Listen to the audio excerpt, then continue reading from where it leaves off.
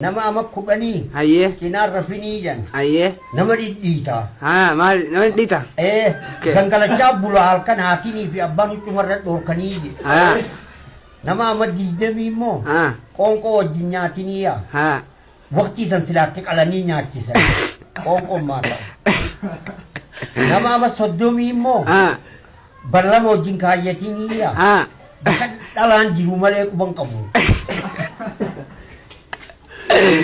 Nama amata afurtamii ittiin utaalinii je humnichisaa dhiira amata afurtamii guutamti. Yoo lafatti darbees caccabsaa sirra kufee. Nama ama shantamii immoo barlama waa xiqqoo wajji kaayyadhuuya. Maal naan jedhanii waa xiqqoo baree. Nama amata jaatamii huccuun cufa fiinti gujuunfuma. Carqaa fi faayidaa qabauma jaanuma fuudha. Waa kan hin jiiniiniya. Itti makan di mana? Nama amata torbaatamii qarsaadha. Waa gaafattu malee biran dabrinii je malli isaatiin kuffisu. Hayyee?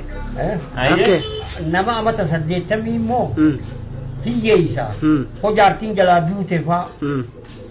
Yorobbiin je mataa qaqqabadhuu je mataa qaqqabadhuun gaawaatti kanniidha.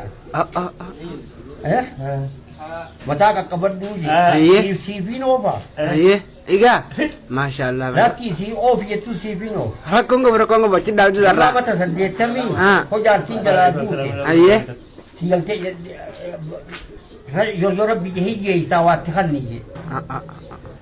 Intalaatu abbaa fedhaa jan. Hayyee.